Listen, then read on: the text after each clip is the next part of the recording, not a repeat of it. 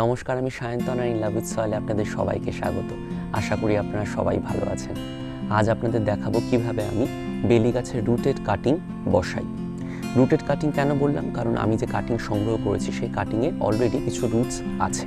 এবার কয়েকটা বিষয়ের দিকে আপনাকে নজর রাখতে হবে যখন আপনি বেলি গাছের রুটেড কাটিং বা কাটিং বসাচ্ছেন। প্রথম কথা হচ্ছে, আপনি যখন বেলি গাছের কাটিং বসাচ্ছেন তখন কিন্তু আপনাকে একটু ধৈর্য ধরতে হবে।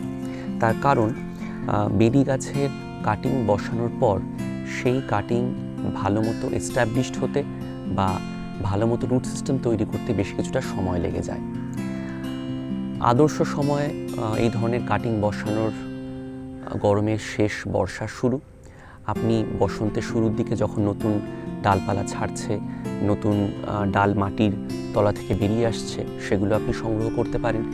কিন্তু সেইগুলোতেও রুটস তৈরি হতে অনেকটা সময় লেগে যাবে এবং আপনি যে সিজনে বা যে বছর আপনি কাটিংটা বসাচ্ছেন সেই বছর কিন্তু খুব ভালো মতো ফুল নাও পেতে পারেন।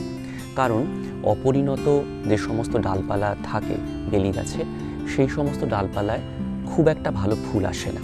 পরিণত ডালপালাতে ভালো মতো ফুল আসে, এটা একটু মাথায় রাখবেন। কাজে আপনি যখন ডাল থেকে প্রোপাগেট করছেন তখন আপনাকে একটু ধৈর্য ধরতে হবে। আপনি যখন রুটেড কাটিং বসাচ্ছেন তখন চেষ্টা করবেন মোটামুটি এমনভাবে গাছটা বসাতে যাতে গাছের শিকড় খুব একটা আঘাত না পায়। যেটুকু রুটস আছে সেটুকুই আপনি ভালো মতো বসানোর চেষ্টা করবেন, সেটাকে কোনোভাবে আঘাত করবেন না। দেখবেন অনেক সময়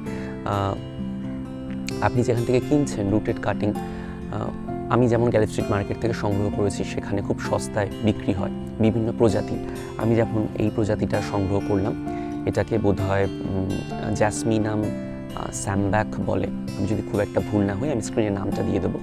অদ্ভুত দেখতে, বেশ ঠাস বুনন পাপড়ির এবং খুব একটা ফুলটা খোলে না, সচরাচর খুলতে দেখা যায় না। ফুল কিন্তু এই গাছে খুব একটা হয় না, মানে it's not that floriferous, but it's a beautiful jasmine variety. তো সংগ্রহ করতেই পারেন। এটা আপনি পরিণত গাছও পাবেন। আমি একটা পরিণত গাছও কিনেছি সেফ সাইডে থাকার জন্য, কারণ যদি এটা না বাঁচে তাহলে অন্তত ওই গাছটা থাকবে আমার কাছে। তো এই ধরনের কাটিং যখন আপনি বসাচ্ছেন, রুটেড কাটিং, তখন কিন্তু চেষ্টা করবেন শিকড় যাতে খুব একটা আঘাত না পায়। এরপরের কথা হচ্ছে, আপনি যখন কাটিং বসাচ্ছেন তখন চেষ্টা করবেন কাটিংটা আপনি যেরকম সংগ্রহ করছেন, ধরুন বেশ বড় আপনি দেখতে পাচ্ছেন, স্বাস্থ্যোজ্জ্বল গাছ, বেশ লম্বা, আপনি ভাবলেন পুরো এইরকম অবস্থাতেই বসিয়ে দেবেন, গাছ ভালো থাকবে।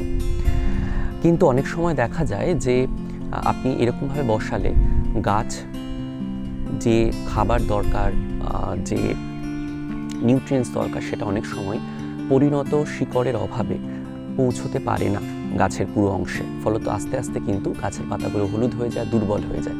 দ্বিতীয়ত কি হয়, এই যে ফুলগুলো আছে, ফুলগুলো গাছ তৈরি করার দিকে বেশি মন দেয় এবং তার রুট সিস্টেম খুব একটা স্ট্রং নয়।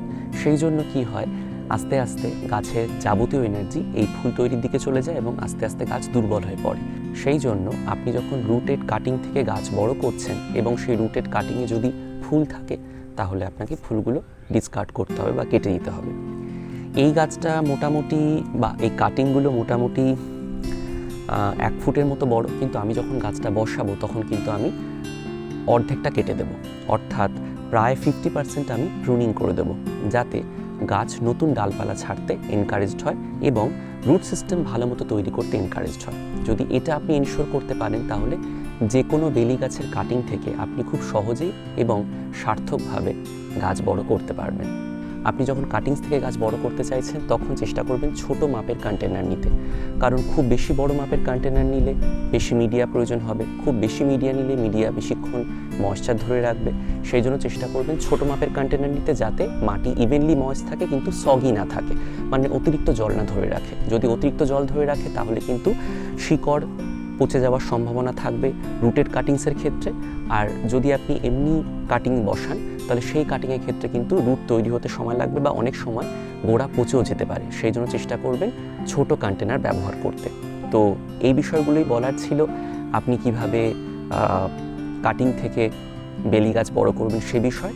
এবার আপনাদের একটা ভিজুয়াল রেফারেন্স দেবো, আমি কি করে বসাচ্ছি সেটা আপনাদের দেখাবো। আশা করছি আপনাদের সুবিধা হবে। চলুন শুরু করা যাক।